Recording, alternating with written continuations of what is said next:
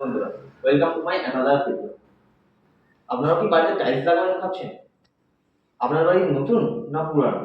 মানে বলতে চাইছি, আপনার বাড়ির দেওয়ালটা একটু পুরানো হয়ে গেছে, পুট্টি করা আছে আগে এবং তাতে ড্যাম্প ধরেছে, এমন নাকি আপনি নতুন প্লাস্টার করেছেন, যে দেওয়ালটা আপনি সবে সবে তৈরি করেছেন নতুন দেওয়াল? তো দেখুন, নতুন দেওয়াল যদি আপনার সবে প্লাস্টার করা থাকে তাহলে কোনো অসুবিধা নেই। আপনি সিমেন্ট বা অ্যাডহেসিভ দিয়ে, অনেক মিস্ত্রি আছে বালি সিমেন্ট দিয়েও বসায়, সেটা কোনো ব্যাপার না। যে যেটা ভালো পারে সেটা দিয়ে কাজ করে, আমি ওটার কথা বলছি না।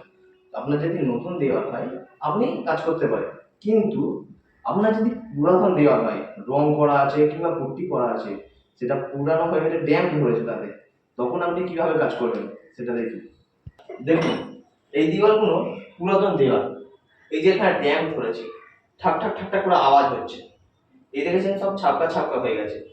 এমনও আপনি ভাবছেন এই দেওয়ালটা পুরানো হয়ে গেছে, আমি না টাইলস বসিয়ে নেবো, বেশ ভালো চকচক করবে, খুব সুন্দর লাগবে দেখতে।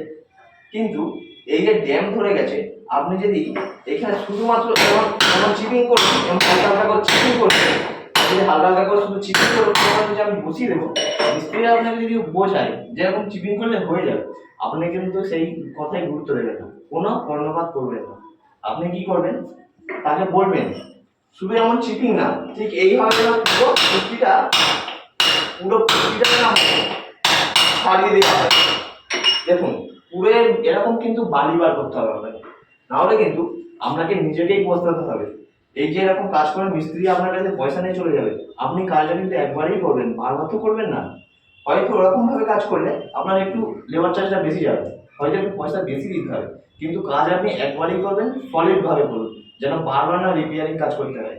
দেখুন, আপনি নিজেই বিচার করুন, যদি আপনি ঠিক এইভাবে চিপিং করেন, তো আপনার যে অ্যাডহেসিভের কামড়টা বা মশলার কামড়টা নেমে তো এই পুট্টির মধ্যে নেমে না, নেমে তো এই যে একটু একটু বালি বেরোচ্ছে সেইখানে। এবার যে একটা গোটা টাইলস বসবে, একটা একটা টাইলসে আমার কটা চিপিং হতে পারে, 7টা 8টা 9টা 10টা যেটাই করুন, ওইটুখানি চিপিং এ কি সেই কামড়টা রাখতে পারবে? আজকে হয়তো 5 বছর কিছু কিছু হবে না, কিন্তু 6 বছরের মাথায় তো সেটা খুলে বেরিয়ে যাবে। কিন্তু আপনি যদি ঠিক এইভাবে বালি বার করেন, অর্থাৎ নতুন দেওয়ালের মতো বালি বার করে দেন পুরো, তো সেটা কিন্তু আপনার জন্য খুব লাভজনক হবে। আপনি কারণ খরচা একবার করবেন, মজুদ হবে করবেন। ধন্যবাদ। ভিডিওটা যদি ইনফরমেটিভ মনে হয় তাহলে লাইক, শেয়ার আর সাবস্ক্রাইব করে দেবেন।